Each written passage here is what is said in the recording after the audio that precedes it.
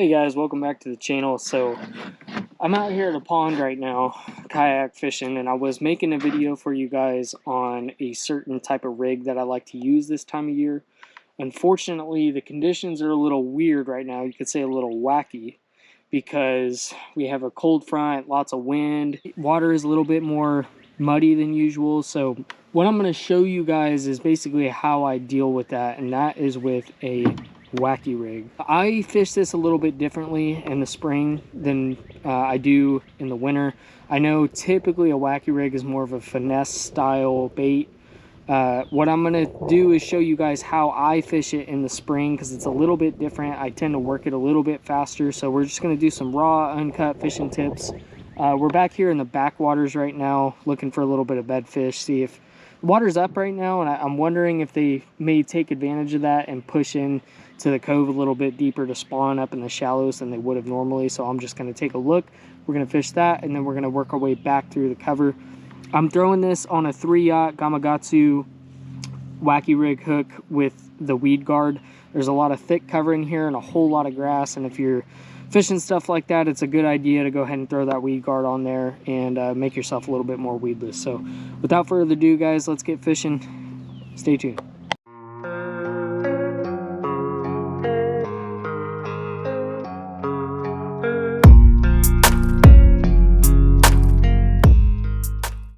Alright guys, so I'm throwing this on a Lose speed stick. It's a 7-foot medium fast action. One of my favorite things to throw wacky rigs and soft plastics, small stuff, little Ned rigs, stuff like that. Finessey stuff, I like to throw it 7-foot medium heavy fast tip. It's going to give you plenty of sensitivity. On top of that, I use a high vis braid.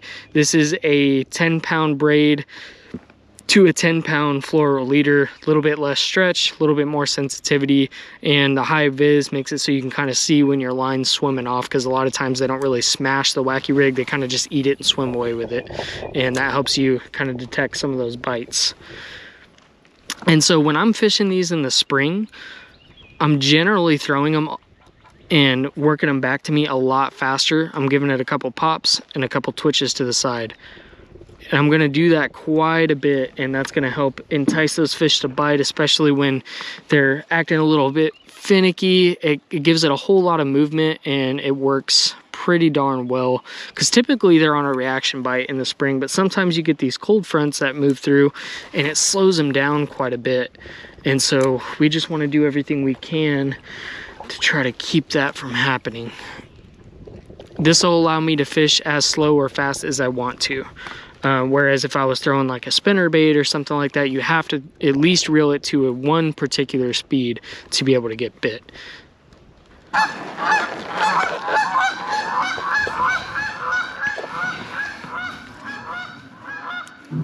Geese are loud. And we are at our wits' end here at this pond, guys. We're gonna have to turn around. Fortunately, we didn't find any bedfish, but I did see a whole lot of fry while we were here, which makes me wonder if some of these fish maybe already spawned. Hopefully we can find some on a bed, because that would be pretty cool, but this was the area that I thought we were going to find them in, and we just didn't. So that's all right. We'll keep looking.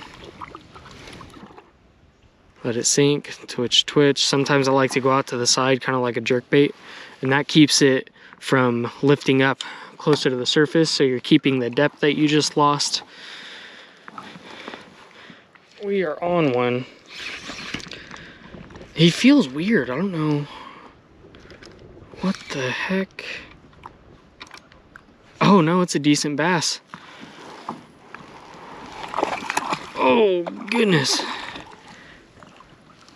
they're starting to bite now.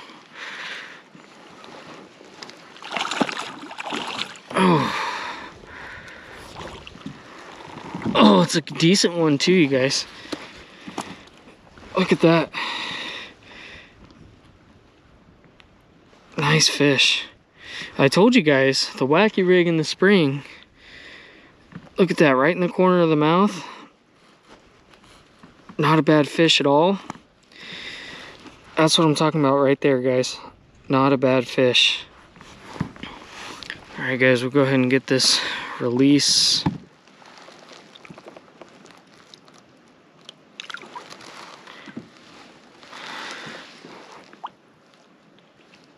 All right, guys, we're gonna try something a little bit different. We're gonna go with a different color. I don't use this very often.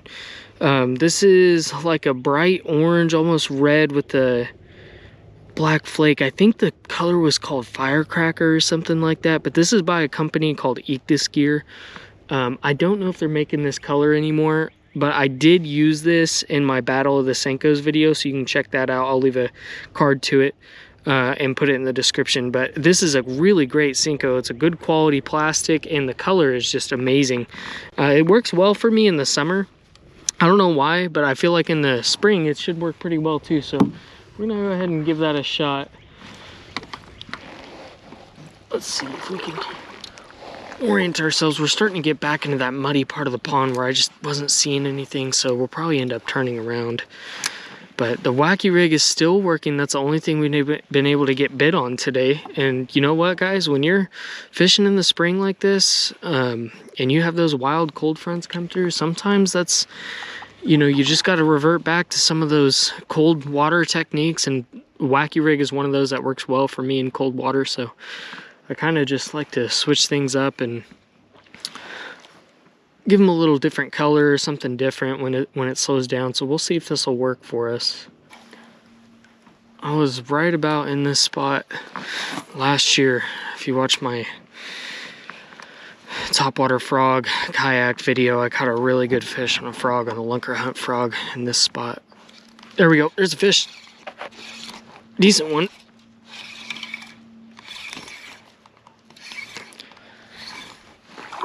Oh gosh. There we go. Oh, I told you guys, look, we put on a new color and bang, there's a bass. He's not huge, but we'll take him. He fought pretty hard.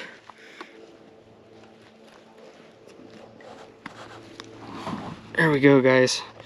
Go ahead and get that release.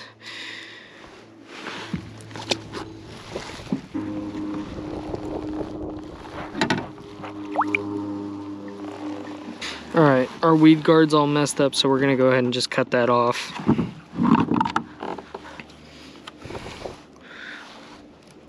By the way, if you guys like these pliers, I love them.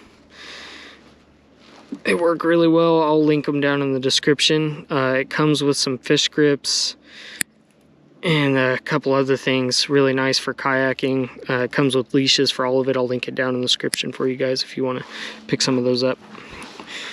Really, really nice pliers. And I think they were only like 18 bucks or something like that. So the Senko's all tore up, but I only have a couple of these, so we're gonna try to at least catch one more fish on it before we gotta switch it out.